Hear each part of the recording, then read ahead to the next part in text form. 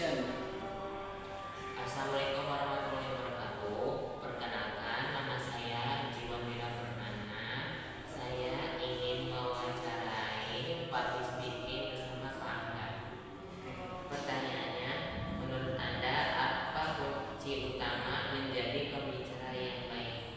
Oke, baik. Izin saya jelaskan mengenai public speaking adalah kemampuan atau skill kita berbicara, yang kemampuan berbaikan, berbicara, mengungkapkan pendapat kita.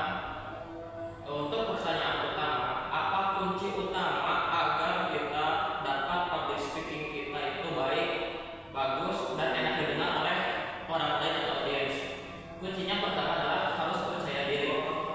Apapun itu, ketika kita ingin memulai berbicara dengan siapapun, adalah percaya pada diri kita bahwa kita bisa, bahwa kita mampu.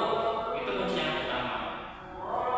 Yang kedua, kita harus bisa mengatur suasana tubuh kita, suasana hati kita agar bisa terasa rileks, tidak gugup. Nah, itu mungkin kunci yang pertama. Yang kedua, bagaimana cara mengatasi rasa gugup sebelum berbicara di depan umum? Untuk mengatasi rasa gugup, pertama perlu kita sadari bahwa gugup itu adalah hal yang wajar. Jadi tergantung bagaimana kita bisa mengolah rasa kita. Jadi untuk mengatasi rasa gugup bisa dengan beberapa cara. Misalnya sebelum kita memulai berbicara, kita menarik nafas dulu, kita mempersiapkan dulu dengan matang, terutama agar bicara kita bisa lancar. Kita itu sudah memikirkan apa yang akan kita bicarakan. Ya, sebelum kita memulai pembicaraan itu kita sudah memikirkan apa yang ingin kita sampaikan, atau sebelumnya kita sudah menguasai materi tersebut. Harus matang dulu. Nah, dengan kematangan tersebut, nantinya ketika kita mau menyampaikan yang ingin kita sampaikan akan lancar. Sedikit-sedikit gugup itu akan hilang. Nah, gitu. Yang ketiga, apa yang harus dilakukan jika audiens terlihat bosan atau tidak memperhatikan? Nah, ini salah satu masalah ketika kita berbicara di depan umum, terutamanya ketika menghadapi audiens. Yang pertama, kita harus memahami kondisi dan audiensnya siapa. Kita harus bisa menyesuaikan. Misalkan kalau audiensnya anak-anak, kita beri hiburan, beri sesuatu yang lucu. Kalau misalnya audiensnya itu mahasiswa, maka kita bisa buat olah dengan retorika yang lebih menarik gitu. Jadi bagaimana cara kita menguasai panggung tersebut, termasuk berpengaruh juga dari intonasi kita saat berbicara, jelas atau tidak yang disampaikan, artikulasinya itu harus jelas.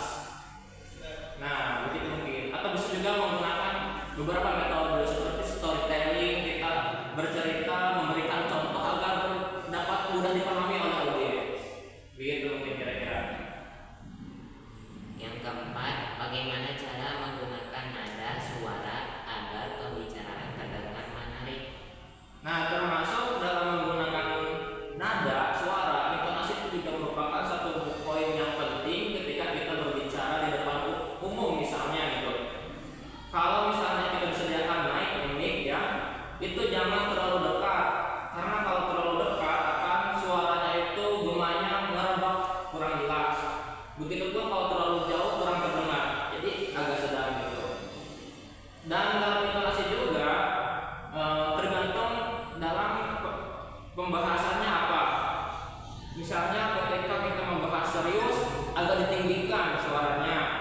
Kalau kita sedang santai, guyon, agak sederhana saja intonasinya gitu. Dengan begitu, maka audiens itu akan terasa enak mendengarkan cerita kita, mendengarkan omongan kita gitu. Yang terakhir, apa tips agar bisa berbicara dengan spontan tanpa kehilangan arah pembicaraan?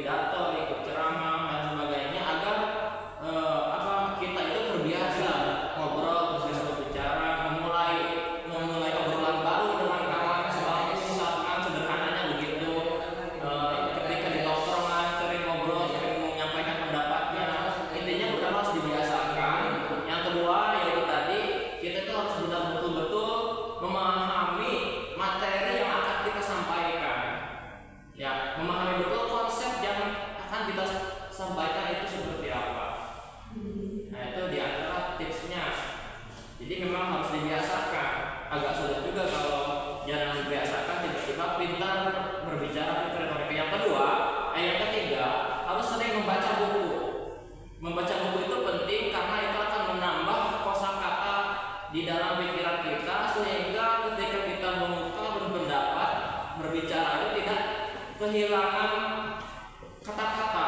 Ya, tidak apalagi yang saya katakan ini itu kan sulit juga kalau belum terbiasa mengenali kosakata baru. Salah satunya dengan rajin membaca.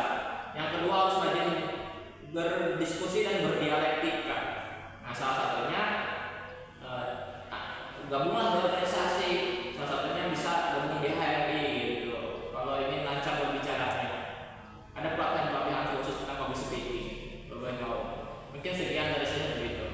Baik, terima kasih atas infonya. Oke, sama-sama. Baik. Semangat teman-teman. Baik, itulah saya wawancara dengan bersama Pak Angga. Pak Farhan. Pak Farhan. Iya. Sekian dari saya. Terima kasih. Wassalamualaikum